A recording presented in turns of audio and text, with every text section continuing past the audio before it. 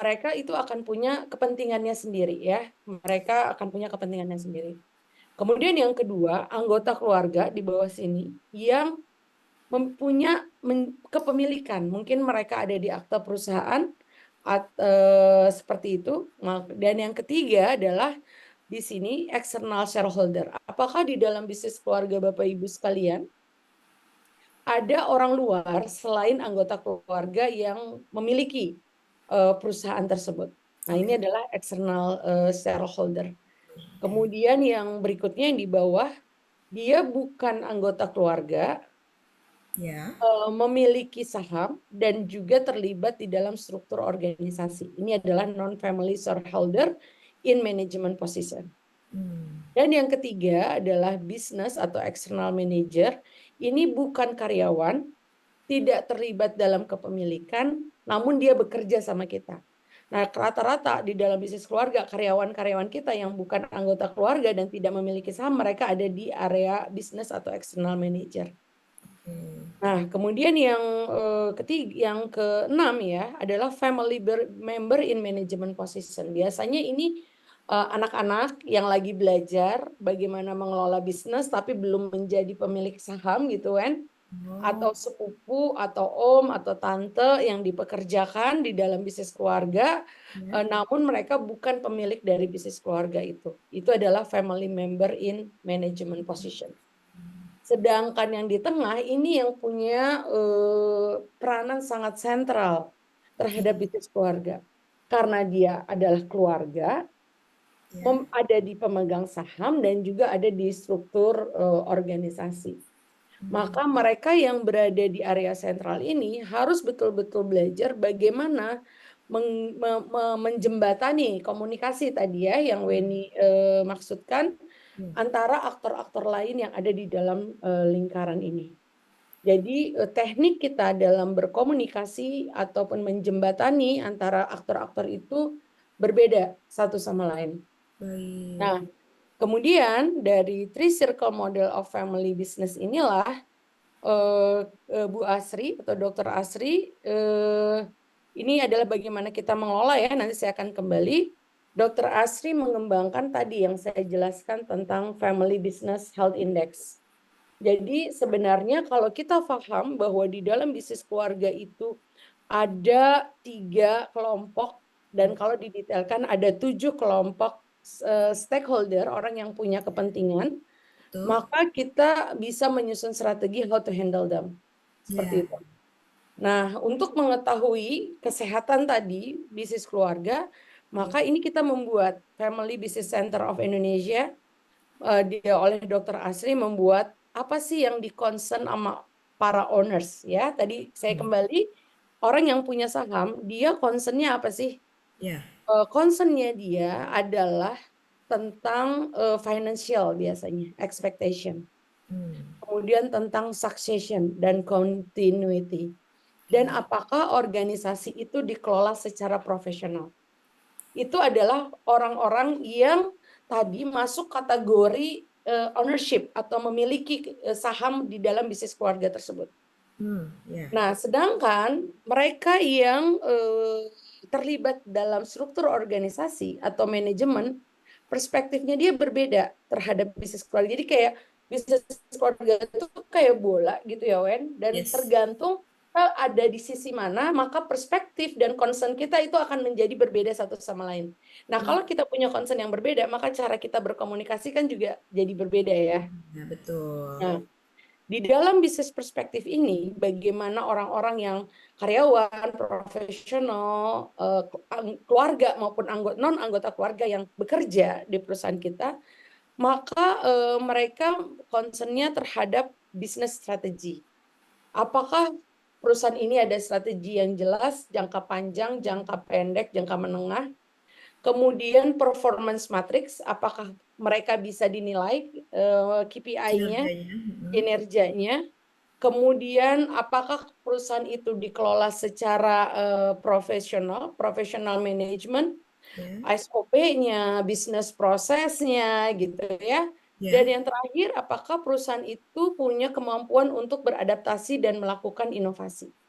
Nah, seringkali kalau kita belajar bagaimana mengelola sebuah bisnis yang umum, fokusnya hanya di bisnis perspektif, Wen. Oh, iya Jadi iya kalau iya. kita belajar bagaimana mengelola bisnis keluarga, hanya belajar tentang manajemen dan bisnis secara umum, Ya. maka perspektif yang kita dapat itu hanya di area bisnis perspektif. Wah, Itu kenapa di ISQ Business School, iya Universitas iya. Advent Banjar, kita berikan tambahan program 1 tahun yang disebut dengan second generation Baik. bagi mahasiswa-mahasiswa kita yang belajar ilmu manajemen umumnya di kelas reguler, kemudian dia dapat perspektif tentang mengelola bisnis keluarganya di program second generation. Dan program second generation itu kita berikan juga kepada mereka penerus bisnis keluarga yang salah jurusan, Wen. Misalnya penerus bisnis keluarga restoran gitu ya, Ya, belajar tentang kuliner, cara memasak. Tapi kan pada saat meneruskan bisnis keluarga bukan tentang cara memasak, tapi iya. tentang cara how to lead and how to manage the business and the family. Nah, itu tadi ya owner's perspective dan business perspective. Nah, Yes. kemudian yang ketiga Tiga. adalah family perspective. Oke. Jadi kalau kita sebagai anggota keluarga, kita mungkin nggak terlalu concern tuh sama performance matrix gitu ya, karena itu concernnya adalah orang-orang yang bekerja di dalam organisasi. Tapi sebagai anggota keluarga, kita concernnya adalah tentang family values dan vision. Baik. Family values dan vision itu sebenarnya oke, kita ini sebagai keluarga mau kemana sih gitu. Ini seru banget nih. Family values and vision, bahkan biasanya kalau values and vision adanya di bisnis ya Mbak ya. Ini family pun ada Betul, values and vision ya Mbak ya. Ya coach ya. betul. Jadi Oke.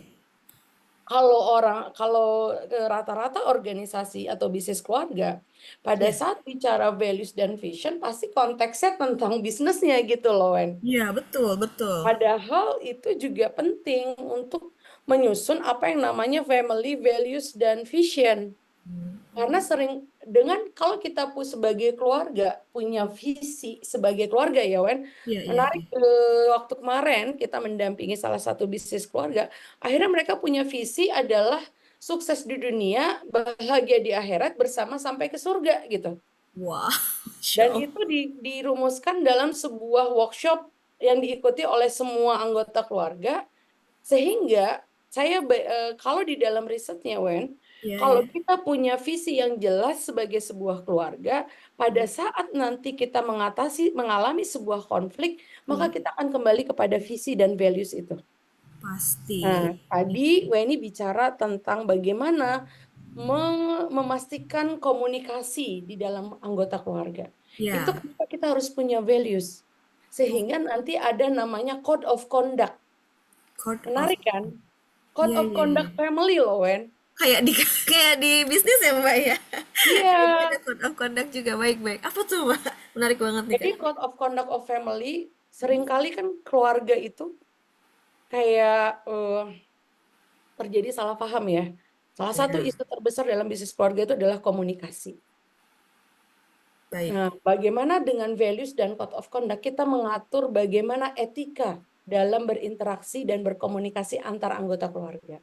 Seperti tadi yang Weni tanya, kan kalau saya di keluarga saya udah punya kode tuh. Ya. Kalau kita memanggil dengan Pak Mus gitu ya, nama ayah saya, berarti kita akan membicarakan hal yang sifatnya bisnis. Tapi Baik. kalau kita panggil Papa, ya berarti kita bicara hal yang sifatnya keluarga. Family, keluarga. Nah, Oh. itu adalah salah satu turunan dari kita punya values respect, code of conduct-nya, apa yang harus kita lakukan sebagai bagian dari respect itu. Itu yang disebut dengan family values and vision. Kalau misalnya perusahaan aja secara manajemen strategis gitu ya, Wen, Ya, kalau kita ya. belajar di ilmu manajemen strategi, Iya, iya, pasti iya. manajemen strategi dimulainya dari misi, visi, values, organisasi Ya, atau perusahaan. Nah, betul, keluarga betul, kita betul. itu kan sebenarnya perusahaan juga, organisasi juga. Iya, organisasi terkecil adalah keluarga, begitu ya Coach ya? Betul, betul, Iya, betul iya. sekali gitu Iya, ya. iya. Nah, jadi itu pentingnya kita menyusun yang namanya family values and vision yang nanti akan diturunkan menjadi namanya code of conduct Baik. Sehingga muncullah namanya undang-undang keluarga atau family constitution. Nah, Undang-undang. kenapa kita perlu undang-undang keluarga atau family constitution? Karena Yes. kita akan maju ke dalam family governance. Baik, family governance. Oke. Bagaimana family governance itu kita mengelola keluarga kita seperti layaknya kita mengelola sebuah organisasi. Kalau ada namanya board of meeting di dalam bisnis keluarga atau di dalam bisnis, maka Ya. ini ada namanya family meeting atau family council untuk membicarakan isu-isu di dalam pengelolaan bisnis keluarga. Itu adalah bagian dari family governance. Kemudian di dalam keluarga kan jangan sampai ya Wen, kan sering kali terjadi itu bahwa pada saat ayah atau ibunya meninggal dunia, kemudian kalau tidak jelas Ya. bagaimana mengelola bisnis keluarga ini, yang terjadi adalah perebutan harta warisan. Iya, betul Nah, sekali. akibat perebutan harta warisan, maka bisa mengancam keberlangsungan bisnis keluarganya Yes. karena asetnya dikuasai oleh kakak beradik yang sedang rebutan warisan. Aduh. Nah, itu kenapa kita perlu undang-undang bisnis keluarga. Salah satu di dalam undang-undang bisnis keluarga yang disebut dengan wealth management. Bagaimana kita memisahkan antara harta keluarga dan harta bisnis. Dan Oh, mana harta yang bisa diwariskan, mana harta yang sebenarnya itu merupakan aset dari bisnis keluarga kita. Itu adalah salah satu aspek yang kita bicarakan di dalam family governance. Termasuk juga bagaimana kesepakatan keluarga, kalau misalnya anggota keluarganya itu adalah shareholder ya, ya, di akhir tahun, laporan keuangan, ya kan? ya, ya, Ada ya. dividen. Nah, Yes. gimana cara membagi dividen nih? Nah, iya. Apakah mau dibagikan habis, Hmm. ataukah hanya sebagian, dan Yes. sebagiannya lagi untuk modal kerja? Kalau itu tidak dibuat secara clear dan tertulis, disepakati bersama, itu bisa mengakibatkan terjadinya konflik di dalam bisnis keluarga dan akhirnya bisnis keluarganya nggak berlanjut. Aduh, Dan sayang kalau sekali. bisnis keluarga itu nggak berlanjut, yang dirugikan adalah para customer, Betul, betul. Setuju. ya. Setuju, Itu. setuju. Nah, jadi itu adalah family governance. Dan kemudian concernnya anggota keluarga itu biasanya tentang succession planning. Siapa nih nanti kalau papa nggak ada, siapa yang penerus? Contohnya yang saya hadapi bersama kakak dan adik saya gitu kan. Nggak harus anak pertama juga gitu yang menjadi penerus bisnis keluarga, meskipun mayoritas orang tua atau pemilik Ya, berharap ya, ya ya. anak pertama, anak sulung yang melanjutkan, namanya putra mahkota ya Wen, Ah, untuk itu kan dia. bisnis keluarga tersebut gitu. Tapi kita bisa jadi juga succession planning ini banyak strategi ya, mungkin kalau kita cerita gitu ya Wen. Ya. Bisa jadi pada kalau misalnya nih gimana kalau anaknya masih kecil, Nah, iya. Betul. sementara ayahnya sudah mau undur diri gitu ya dari bisnis keluarga. Nah, disitulah ada strategi di mana kita melibatkan profesional, orang yang dipercaya sementara untuk estafet sebelum si anak atau generasi penerus ini siap untuk melanjutkan bisnis keluarganya. Termasuk di dalam succession planning, Ya. bagaimana kita mempersiapkan pendidikan, pengalaman dari anak-anak penerus bisnis keluarga itu agar mereka siap pada saat tiba waktunya. Nah, ini nanti kita bahas sendiri mungkin dalam topik ya. Apa sih tantangan yang dihadapi oleh para generasi penerus? Wah, anaknya pendiri nih gitu. Iya, Wah, iya. anaknya owner, kan sering kali gitu ya, Iya, iya. pressure yang dihadapi gitu. Kalau kan Betul. jadi jadi CEO karena anak bokap ya pastilah Iya. CEO-nya gitu kan. Iya, iya, Jadi iya. di situ pun ada sebuah prinsip atau sebuah ilmu Betul. bagaimana meningkatkan credential atau credibility si generasi penerus ini agar dia mendapatkan respect dari anggota organisasi. Nah, itu di dalam succession planning. Dan yang Baik. terakhir adalah family unity dan cohesion. Family unity dan cohesion ini berkorelasi dengan family values dan vision ya. Baik. Nah, jadi kalau misalnya kita ditanya, kita sehat nggak? Nggak tahu. Oke, yang mana yang sakit? Sisi Iya. family kah, sisi bisnis, atau sisi ownership? Iya. Kalau sisi family, apa yang nggak ada? Family values dan vision, family governance-nya, atau succession planning-nya, atau family unity dan cohesion. Iya. Ya, kita nggak tahu juga gitu. Jadi Benar. kalau kita nggak tahu sakitnya di mana, terus Yes. gimana dong cara kita mengobati dan mempersiapkan kondisi tersebut. Nah, itulah kenapa UIG University, ISQ Business School, terutama dengan Family Business Center of Indonesia, di sini ada researchernya, saya bersama Ibu Dr. Asri, membuat sebuah model yang kita sebut dengan Family Business Health Index sebagai fondasi untuk kita mulai mengidentifikasi hal-hal apa saja yang perlu kita perbaiki dalam mengelola bisnis keluarga agar bisnis keluarga itu berkelanjutan. Mungkin demikian. Wah, keren banget konsepnya, Masya Allah. Mungkin ada yang baru lihat juga ya, sebuah konsep bisnis keluarga itu tadi ya ada will-nya, keren banget, ada family-nya. Ya, kita harus paham juga tentang kepemilikan juga. Tadi Coach Uwi sempat menyampaikan. Dan di masing-masing indikator ada turunannya lagi yang harus kita semua pahami gitu ya. Masya Allah. Oke, mungkin kita buka, ada yang ingin bertanya dulu gitu ya Coach ya, sedikit satu Boleh, pertanyaan ya, boleh mungkin silahkan. teman-teman Tapi dari pertanyaannya jangan susah-susah ya, Wen. Nanti saya yang bisa jawab. siap. Boleh jika ada yang ingin bertanya dari Bapak Ibu semua yang ada di ruang Zoom ataupun yang ada di YouTube, silahkan boleh ketik di ruang di chat, kolom chat, atau boleh langsung eh, di open mic-nya, silahkan. Ada yang mau bertanya tentang ilmu ini. Boleh silahkan dari teman-teman semua. Mungkin ada yang ingin bertanya. Sudah semakin banyak ternyata teman-teman yang bergabung di Zoom. Baik, silakan boleh dari teman-teman jika ada yang ingin ditanyakan. Ini satu ilmu yang luar biasa. Mungkin Kita Ibu boleh Ratna sambil ya. ngobrol, nanti kalau ada yang nanya, kita Ya, silakan. Ibu Ratna mungkin sudah pengen ngomong tuh dari nah tunjuk tangan dia. Silakan Ibu Ratna. Oke, suara saya kedengeran nggak ya? Terdengar Suara Ibu, dengar. dengar. Oke. Tadi, maaf ya tadi saya foto ya, jadi memang kemungkinannya. Tadi ada konsep yang ada 3 lingkaran tadi, salah satunya saya mau tanyakan kalau bisnis keluarga. Perkenalkan dulu saya Bu Ratna ya. Ya, ya boleh Ibu Ratna, dari mana Ibu Ratna? Saya di Jakarta. Dari Eh, Jakarta. Ada Jakarta. bisnisnya mungkin Bu boleh Saya ceritakan? tidak ada bisnis. Saya memperkenalkan diri dulu ya. Saya Boleh. PNS, udah pensiun, tapi Baik. diajak bisnis keluarga. Ah, Saya dari pensiun ke. Nah, ini saya itu aja dulu perkenalannya diajak sama adik saya udah tapi di luar kota. Baik. mm-mm. Ya, di luar kota. Nah, saya ingin tanyakan ke Bu Dwita tadi, Bu Dwi ya, Coach terkait Uwi. siapa? Coach Uwi. Cuy ya. Ya, baik. Terkait dengan karena bisnis ini orang luar udah banyak yang meminati. Nah, kira-kira dari konsep tadi itu ada nggak sih berapa persen harus bisnis ini udah banyak orang luar yang ini yang mau masuk? Oke, Bahkan orang sudah ada. luar ini sebagai Nah, investor atau gimana, Ibu? sebagai ini dia mengelola.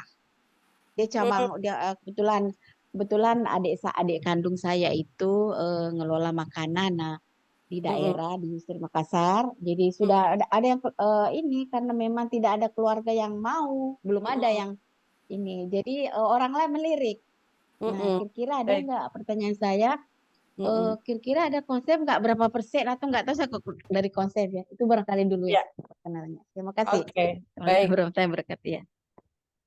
Terima kasih Bu Ratna ya pertanyaannya. Jadi tadi menyangkut dengan slide yang saya tampilkan, yaitu three circle of family Iya. business. Bahwa di dalam bisnis keluarga itu ada family, ada ownership, dan ada bisnis atau pengelolaan. Kalau ditanya, mungkin yang saya pahami sejauh mana kepemilikan terhadap bisnis keluarga itu bisa kita serahkan kepada orang luar. Betul seperti itu, Bu Ratna? Ya, orang luar udah banyak melirik. Bahkan Hmm. saya diajak karena memang karena diutamakan dulu keluarga ini. Nah, orang Yes, luar ya diutamakan dulu keluarga.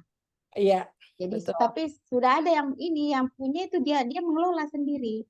Tapi atas Iya, nama adik saya yang ininya, dia cabang ini, cabang ini, cabang ini ya, udah banyak cabang dia. Adik saya. Oke, Nah gitu. baik. Ya Eh, orang luar masuk itu nih udah dia mengelola sendiri. ya. Gitu. Oke, kasih. Jadi tadi yang seperti saya jelaskan Bu, bahwa salah satu ciri bisnis keluarga itu adalah kontrol keluarga terhadap berjalannya bisnis keluarga tersebut. Dan tentunya apabila kepemilikannya 100% adalah milik keluarga, maka kita punya kontrol penuh terhadap keputusan-keputusan yang akan diambil. Namun sebaliknya, kalau kepemilikannya sudah berbagi dengan orang lain dari luar yang bukan anggota keluarga, maka dalam pengambilan keputusan, apalagi yang sifatnya strategis, akan melibatkan orang luar tersebut. Kalau mereka terlibat di dalam ownership. Dalam riset saya melakukan interview dengan banyak sekali bisnis keluarga di Indonesia. Memang mayoritas masih membuat kepemilikan itu eksklusif hanya untuk keluarga. Karena tadi mereka punya sebuah harapan bahwa bisnis keluarga ini akan diwariskan kepada anak-anaknya, Bu. Nah, pada saat nanti si bisnis keluarga itu sudah ada keterlibatan orang luar, mereka khawatir bahwa kontrol terhadap bisnis keluarganya berkurang karena sudah ada orang luar yang menjadi bagian dari ownership tersebut. Itu ada kelebihan, ada kekurangan yang saya pahami. Kelebihannya bahwa kita punya kontrol yang penuh, tetapi kekurangannya di beberapa bisnis keluarga yang saya lakukan penelitian, akhirnya itu membatasi mereka untuk melakukan ekspansi atau pengembangan bisnis. Karena biasanya salah satu alasan kenapa kita melibatkan investor atau orang lain sebagai pemilik adalah untuk menambah modal kerja. Sehingga dengan masuknya orang luar, mereka membeli saham atau mereka ikut berinvestasi, maka bisnis keluarga itu punya modal kerja tambahan gitu ya, dan bisa melakukan ekspansi bisnis. Namun kalau kita tidak libatkan orang luar, biasanya modal kerja itu terbatas pada kekayaan yang dimiliki oleh keluarga. Atau kita merupakan pinjaman dari pihak ketiga ya. Jadi kalau ditanya berapa persen, sebenarnya tidak ada aturan yang pakem gitu, harus berapa persen. Itu kembali kepada strategi atau keinginan dari bisnis keluarga, pemilik bisnis keluarga itu untuk mengontrol dan keinginan untuk melakukan ekspansi. Nah, itulah kenapa tadi yang saya jelaskan di sini ada yang namanya family governance. Family governance ini mengatur kesepakatan. Salah satu bisnis keluarga yang sekarang sudah sampai di generasi ketiga, kalau misalnya sampai pada satu titik dan mereka harus melibatkan investor luar untuk masuk dalam bisnis keluarganya, boleh, tetapi tidak boleh melebihi dari 40%. Itu adalah aturan yang mereka buat, karena mereka ingin tetap punya kepemilikan yang dominan. Nah, jadi itu seperti apa mungkin perlu didiskusikan dengan semua keluarga yang menjadi pemilik saat ini. Nah, namun ada juga yang kemudian mereka sebenarnya kepemilikan sahamnya minimum, tapi mereka punya hak istimewa untuk mengontrol. Itu juga dilakukan oleh banyak bisnis keluarga. Jadi kalau Bu Ratna tanya sejauh persen mana, saya tidak bisa jawab persennya. Yang saya bisa berikan adalah opsi-opsi yang bisa dipertimbangkan untuk diambil keputusan secara bersama oleh keluarga sejauh mana kita ingin mengontrol bisnis keluarga kita dan mewariskan bisnis keluarga kita itu nantinya. Demikian Ibu Ratna, mudah-mudahan menjawab. Oke, iya. Terima kasih Bu atas sharingnya atau jawabannya atas terkait dengan ini, karena bisnis adik saya itu sudah banyak yang ini melirik, udah Iya, banyak, karena mungkin saya nggak tahu apa berhasil atau bagaimana ya. Orang luar udah mau masuk Nah, banyak. iya. yes, Nah, orang luar mau masuk. iya. Ya gitu. Terima kasih Mungkin ya Bu. kalau saya boleh Gimana? saran ya Bu Ratna, bahwa Ya, kalau orang luar masuk bukan menguasai kepemilikannya, shareholdernya, bisa difikirkan bisnis model partnership gitu atau yang karena lain. Jadi itu maksudnya itu adalah hanya kerjasama bisnis, tapi tidak masuk di dalam kepemilikan bisnis. Itu keluarga. juga bisa menjadi salah satu opsi. Partner. Iya, oke. Kasih. Oke, Oke, Baik, terima kasih terima Bu. kasih. Siapa nih? sama-sama, Mbak Weni. Ya, Ratna. ya, Ya, makasih ya. terima kasih Bu Ratna. Ya, sama. Baik, di kolom chat ada yang bertanya nih Coach Uwi. Mungkin Bu Ria ingin langsung berkomunikasi dengan Coach Uwi atau saya bacakan saja. Oke, bagaimana nih Coach Uwi mengembangkan bisnis keluarga yang masih dalam kontrol penuh dari orang tua? Oke, saya asumsi Bu Ria sebagai anak ya.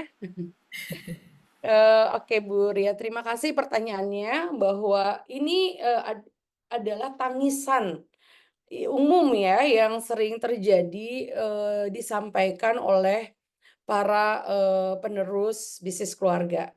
Seringkali mungkin orang tua gitu ya belum sepenuhnya percaya atau melibatkan generasi penerus dalam pengelolaan bisnis. Nah, kalau dari riset yang saya baca gitu dari beberapa jurnal, dari pengalaman case study, proses itu sebenarnya bisa dilakukan secara bertahap bagi si generasi penerus untuk bisa mendapatkan kepercayaan yang lebih luas dari orang tuanya. Misalnya, dalam salah satu perusahaan gitu ya, di kayak dia tuh belum dapat kepercayaan dari orang tuanya untuk bisa memberikan banyak masukan dan terlibat. Tapi dia punya passion dan keahlian yang sangat luar biasa di bidang marketing. Maka dia mulai dengan memberikan masukan-masukan hanya di bidang marketing dulu aja gitu kan. Jadi di area mana yang dia punya keahlian dan dia punya passion. Dan dia mulai mengimplementasikan idenya itu kecil-kecil tapi berdampak. Sehingga, dari hal-hal kecil yang dia lakukan gitu ya, maka, sedikit banyak dia sudah mulai mendapatkan respect dari orang tuanya. Ada, nanti boleh kita bahas ya Wen, yang disebut dengan generation gap di Oh, dalam family business. baik. Jadi itu adalah salah satu teknik. Yang Oke. kedua adalah bisa jadi Mbak Ria mulai bekerja di dalam bisnis keluarga ayahnya, mulai dari level operasional supaya Mbak Ria paham tentang bagaimana mengelola bisnisnya. Jadi mulai belajar jadi salesnya, jadi operationnya. Saya kurang paham ya apa bisnisnya. Itu adalah untuk mendapatkan wawasan sehingga pada saat Mbak Ria menyampaikan masukan, itu sudah berdasarkan yang Mbak Ria lakukan pengalaman di lapangan gitu, bukan berdasarkan teori. Karena kan kadang seperti itu ya. Jadi kalau saya kasih tips, nggak bisa langsung sekaligus, biasanya yang saya baca ya dalam melibatkan generasi penerus, bisa mulai dari proyek-proyek kecil di mana Mbak Ria punya keahlian dan bisa menunjukkan hasil di sana, dan juga dengan cara mulai terjun langsung terlibat di dalam bisnis itu sebagai karyawan ya, bukan sebagai owner nih, sebagai karyawan gitu. Jadi dari sana nanti Mbak Ria bisa mulai berdiskusi dan mendapatkan kesempatan untuk brainstorming dengan orang tua bagaimana caranya mengelola bisnis keluarga. Atau alternatif ketiga nih Wen, Apa tuh Mbak? ayahnya diajak hadir di Family Business Talk bersama Family Business Center of Indonesia. Ah, iya, supaya paham tadi juga tuh konsepsi Iya, lingkaran tadi itu iya. tuh, Karena karya. Mm. ada riset ya, kan saya pengen tahu nih di usia berapa sih bisnis keluarga itu harus mulai mempersiapkan generasi penerus gitu ya. Ternyata harus ada riset nih Wen, Ya, yes, yes. jadi semakin muda si anak itu dilibatkan, Ya. maka akan semakin besar minat dan komitmennya dia untuk meneruskan bisnis orang tuanya. Nah, seringkali orang tua itu terlambat melibatkan anaknya, "Ah, kamu kan masih kecil," gitu ya, "kamu kuliah dulu aja," gitu, "kamu belum punya pengalaman." Padahal nanti Iya. pada tiba waktunya, anaknya Ya. udah berminat mengerjakan hal lain.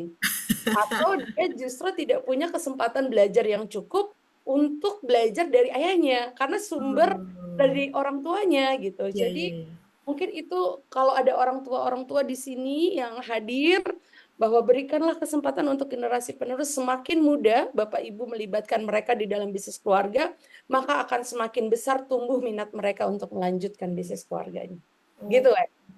Mudah-mudahan membantu ya Mbak Ria, tetap semangat, sering-sering hadir di acara bisnis talk kita, mudah-mudahan bisa dapat banyak wawasan.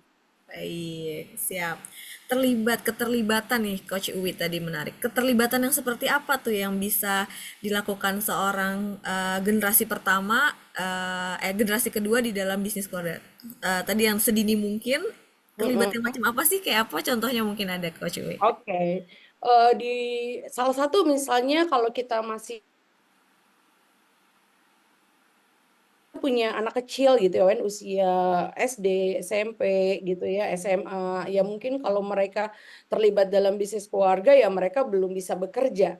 Tetapi ajaklah mereka pada saat orang tua sedang meeting, sedang visit kantor, atau dia kalau misalnya punya restoran, ajak bantu-bantu di restoran. Kalau punya bisnis catering, ajak main di dapur. Kalau dia punya bisnis salon misalnya, jadi dia tahu apa yang dikerjakan oleh ayah ibunya. Itu satu. Kalau misalnya usianya masih anak-anak. Baik. Yang kedua adalah kalau mereka udah mulai SMA, bisa jadi salah satu tipsnya atau kuliah, pada saat mereka liburan, mereka kerja tuh di bisnis keluarganya. Oh Untuk iya iya. pekerjaan-pekerjaan di mana mereka punya kemampuan untuk melakukannya. Itu Baik. juga adalah tips. Atau yang ketiga, setelah mereka lulus kuliah, mereka dijadikan on job training. Nah, mulai tuh mereka bisa bekerja seperti layaknya karyawan yang lain. Sehingga ini ada salah satu kaitannya ya sama riset yang lain ya, Wen. Iya Kan iya. generasi penerus itu seringkali dipertanyakan oleh karyawan, ah lu bisa nggak sih gitu ya. Tapi kalau dia sudah mulai terlibat sebagai intern gitu ya, Iya iya. kemudian dia on job training, maka dia sudah mulai membangun trust dari internal bahwa dia bisa kerja gitu. Ah iya Ya, iya iya. gitu Wen. Itu Oke. ya Mbak Ria. Mbak Ria kalau boleh tahu sekarang usia berapa dan bisnis orang tuanya apa? Yes. Boleh nanti diketik ya di Boleh kolom diketik. chatnya Mbak Ria. Silakan Mbak Ria ya diketik. Oke, thank you Coach Uwi, luar biasa ya. Jadi dari kecil ya udah bisa diajak ke dapur tadi Coach Uwi bilang, bahkan either cuma melihat aja gitu apa yang dilakukan di dapur, nggak usah megang pisau ya Coach Uwi ya. Nggak Lihat usah. aja gitu ya. Oke, baik. Ada satu lagi nih dari Kang Yudhistira Garut. Waduh, dari Garut nih. Boleh kalau bisa memungkinkan open mic, Kang. Kayaknya Kang Yudis lagi kasih ide aja tuh, Wen. Katanya undang-undang keluarga pembukaannya bahwa sesungguhnya kebebasan finansial adalah hak setiap anggota keluarga. Dan oleh sebab itu perebutan warisan harus dihindarkan dari seluruh dunia.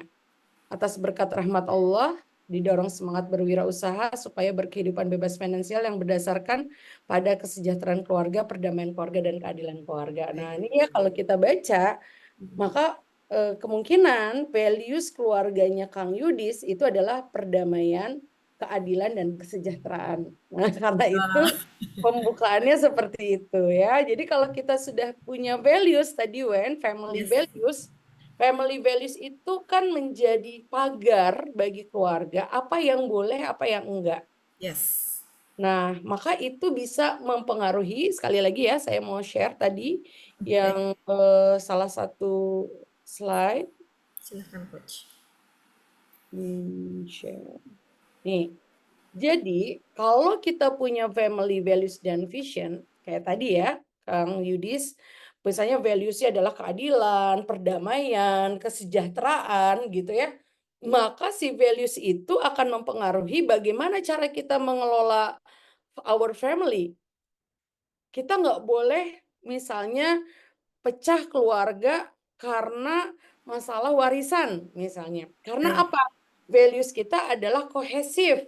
Kalau Nah, kita punya values kohesif, maka di dalam code of conduct atau di dalam family governance-nya, apapun yang terjadi, tidak ada perpecahan di dalam anggota keluarga karena masalah warisan. Misalnya, karena values-nya adalah kohesif. yes. Nah, itu Wen. Jadi kenapa penting bagi keluarga untuk duduk bersama dan menyusun family values dan family vision. Ini sebagai pegangan pada saat nanti kita mengalami situasi friksi atau konflik di dalam bisnis keluarga, maka kompasnya, jangkarnya ya. Jadi vision itu adalah kompasnya, kita mau kemana. Values itu adalah jangkarnya, supaya perahu kita tidak terombang-ambing di tengah gelombang badai. Maka kompasnya adalah vision, jangkarnya adalah values, supaya kita selamat sampai ke pulau tujuan. Masya Allah. Luar biasa, sangat-sangat menarik. Masya Allah, terima kasih nih Coach Uwi penjelasannya. Mungkin terakhir ya Coach Uwi akan dari pembicaraan kita sorry hari ini em, terkait dengan tema juga nih Coach Uwi ya.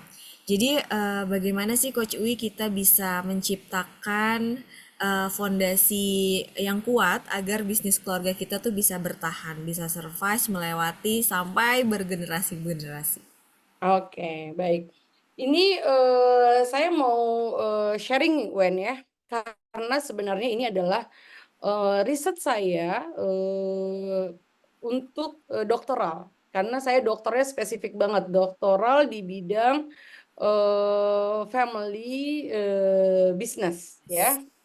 Jadi saya menyimpulkan dari hasil riset yang saya lakukan bahwa family business itu seperti rumah. Jadi ini saya share. Jadi family business itu kelihatan ya Wen? Ini saya Kelihatan, belum kelihatan pindah Coach. dalam bentuk PowerPoint. Jadi family business itu seperti rumah. Dan Baik. apa yang menjadi fondasinya ada 3 ya, foundationnya. Ada 3 ya, ada 4 lah kalau boleh dibilang di antaranya.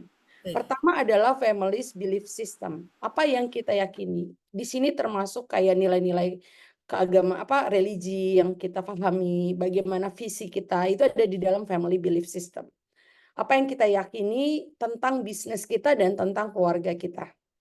Dan fondasi yang kedua adalah family values. Tadi saya sampaikan ya betapa pentingnya family values karena itu memberikan batasan apa yang boleh, apa yang tidak agar bisnis keluarga ini bisa bertahan dalam jangka panjang. Baik. Dan yang ketiga yang menarik adalah aspirasi dari pendiri. Banyak dari bisnis keluarga yang saya temukan, apa yang membuat mereka bertahan dan menjadi fondasi karena pernah diberikan pesan oleh si pendiri bisnis itu, gitu kan? Jadi apa nih pesan dari pendiri gitu, aspirasinya dia apa, dan itu seringkali menjadi emotional bonding, menjadi ikatan emosi antara anggota keluarga untuk menjaga dan meneruskan pesan dari pendiri. Dan yang paling penting juga kalau kita lihat di sini itu kan adalah fondasi yang ada di bawah tanah ya, kemudian Ya. di sini ada lantai, Wen.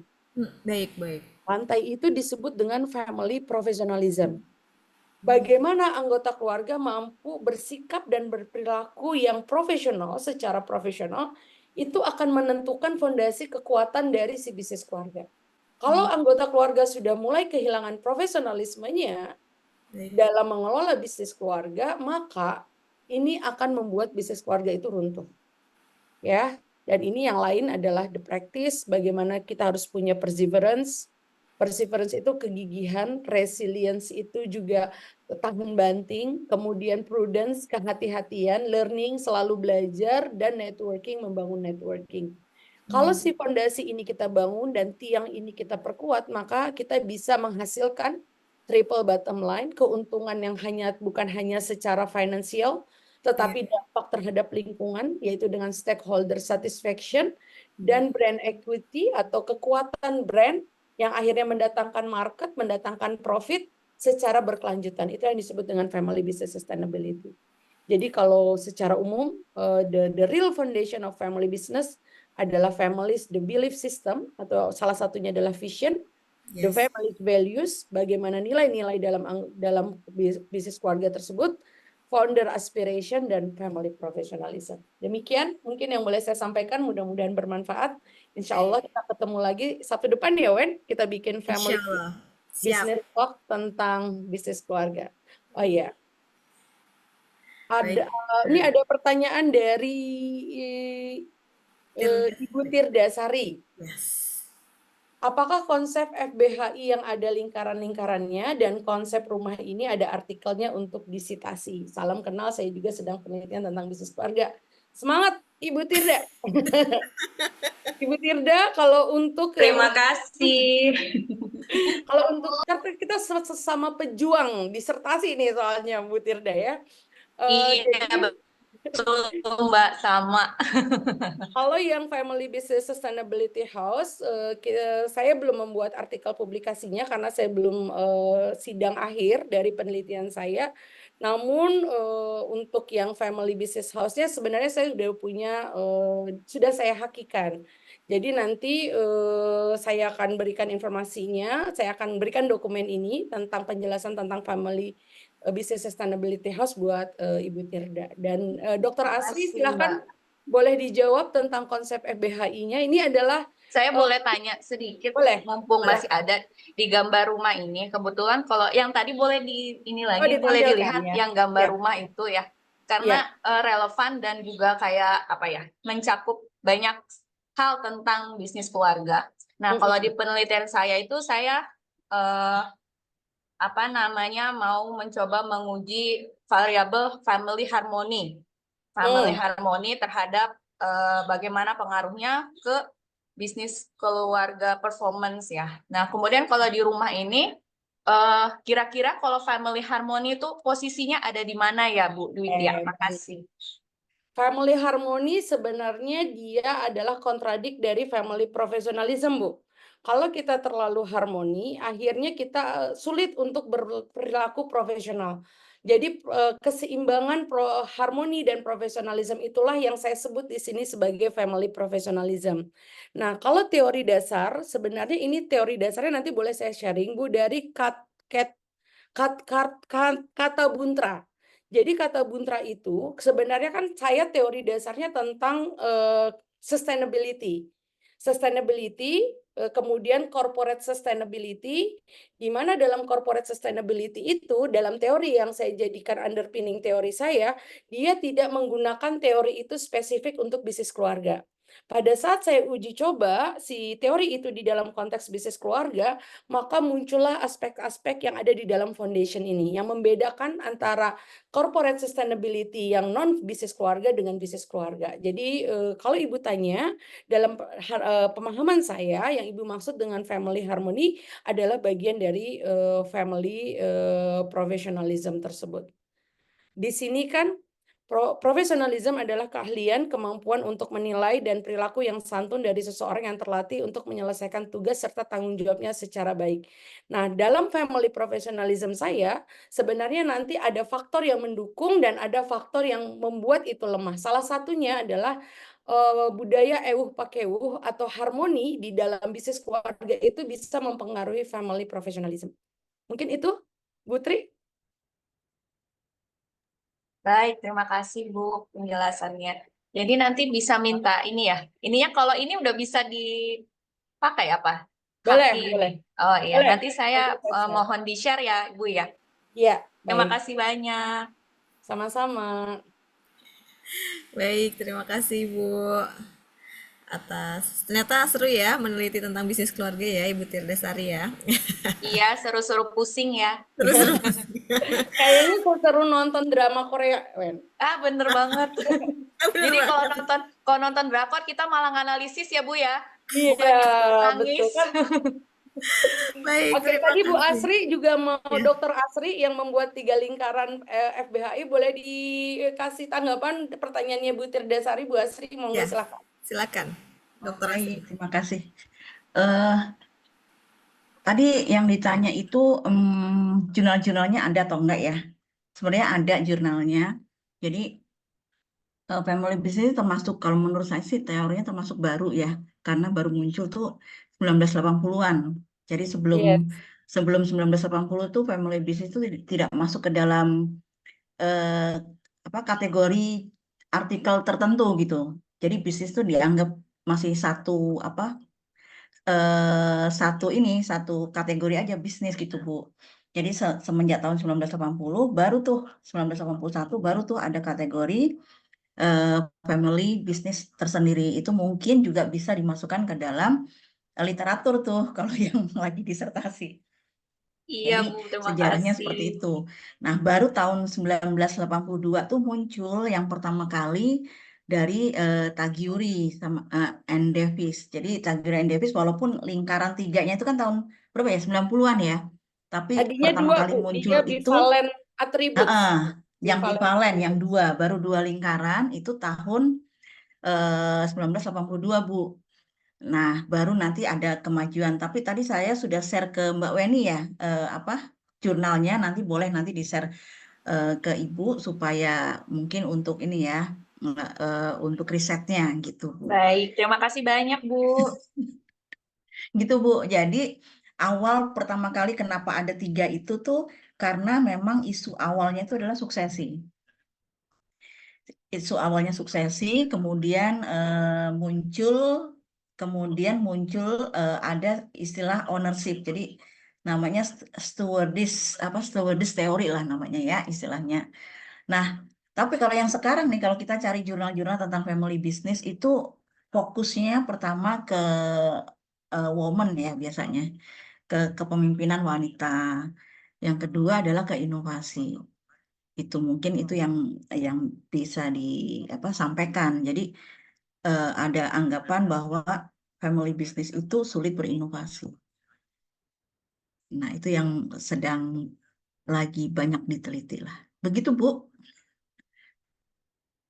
Iya, Bu, terima kasih banyak. Ini kebetulan memang sama banget. Memang kalau apa namanya? Ini kalau boleh menyampaikan ya, izin. Memang family business sulit berinovasi ya, itu setuju karena saya risetnya juga bagaimana family business mau atau berani untuk mengadopsi teknologi-teknologi untuk berinovasi. Nah, memang banyak itu menjadi kontra. Ada artikel yang bisnis keluarganya setuju, ada artikel yang bisnis keluarganya tidak setuju.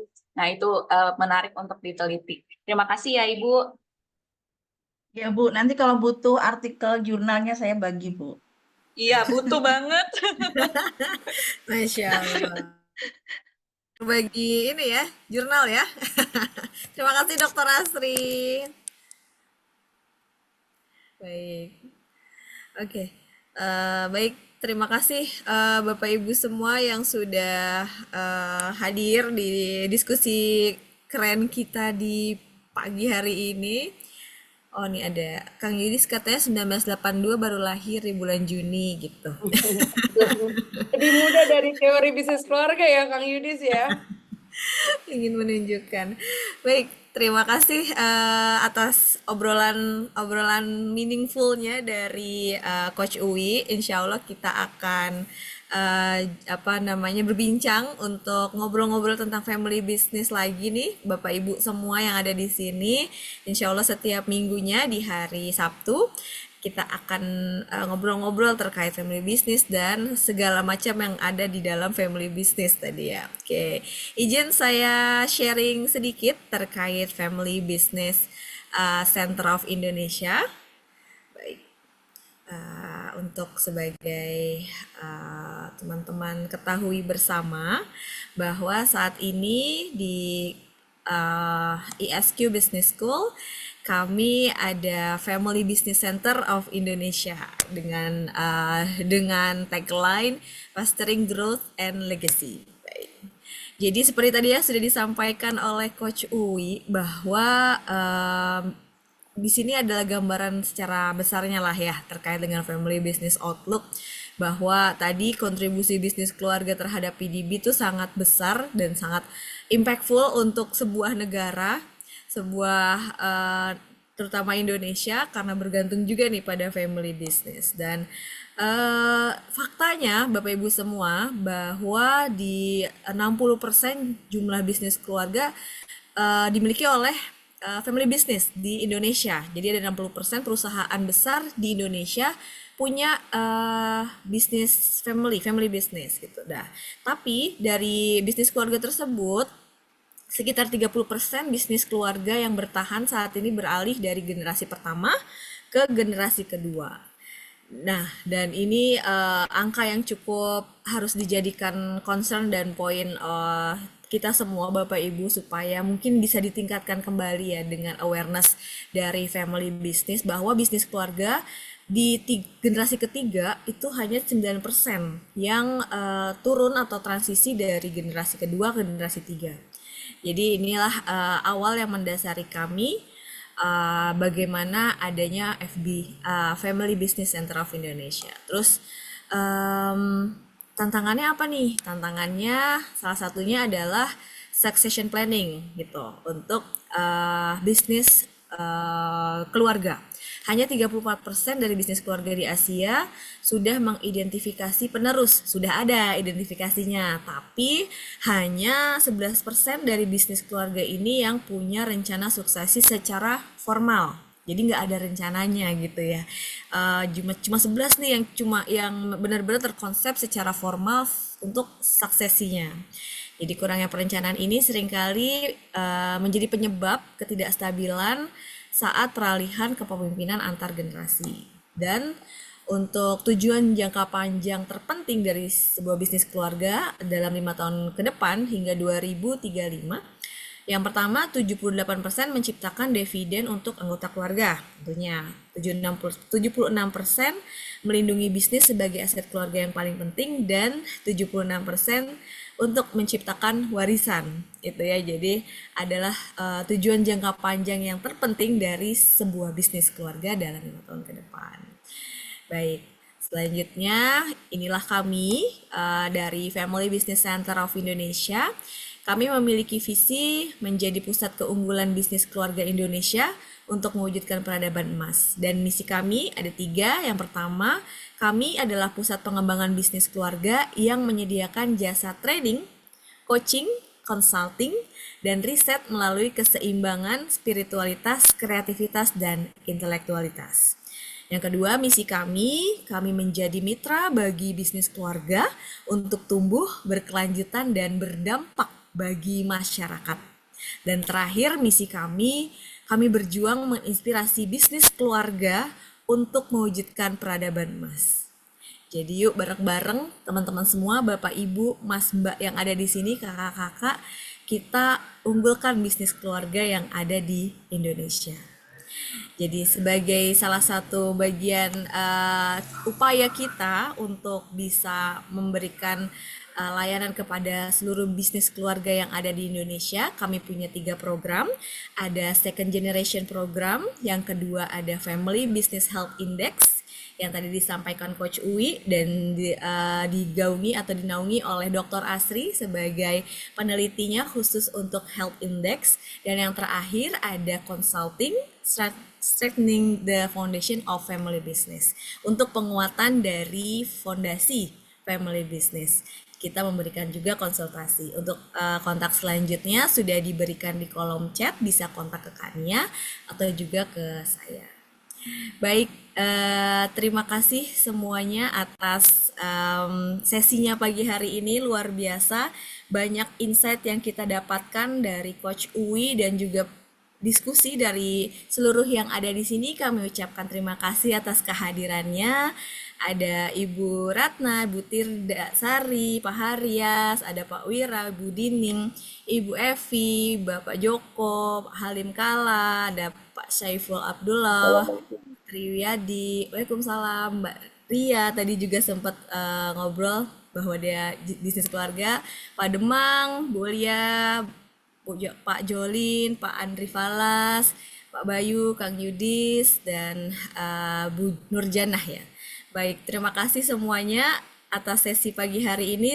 Semoga berkah, dan kami tunggu untuk kehadirannya di minggu depan. Insya Allah kita akan hadir kembali dalam diskusi di Family Business Center Indonesia, membahas tentang family business dan apa-apa yang ada di dalamnya.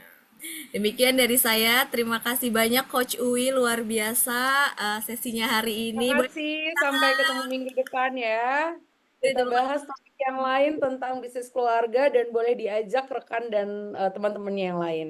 Ya, insya Allah kita akan sebarkan lagi di media sosial kita. Terima kasih juga yang sudah bergabung teman-teman di YouTube yang kita sudah online kan. Semoga bermanfaat, semoga bisa memberikan tambahan ilmu untuk kita semua.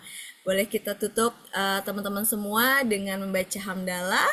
Alhamdulillahirabbil alamin. Terima kasih semuanya. Salam sehat untuk semuanya dan salam untuk keluarga-keluarga di seluruh Indonesia. Assalamualaikum warahmatullahi wabarakatuh. Pagi. Waalaikumsalam pagi. Waalaikumsalam. Pagi, makasih Mbak. Terima kasih. Sama-sama. Terima kasih semuanya. Terima kasih Kak, terima kasih Coach. Makasih Kak, makasih Coach. Terima kasih semuanya. Close. Terima kasih Wen. Sampai ketemu minggu depan hari Sabtu. Assalamualaikum. Waalaikumsalam. Waalaikumsalam warahmatullahi wabarakatuh. Warahmatullahi wabarakatuh.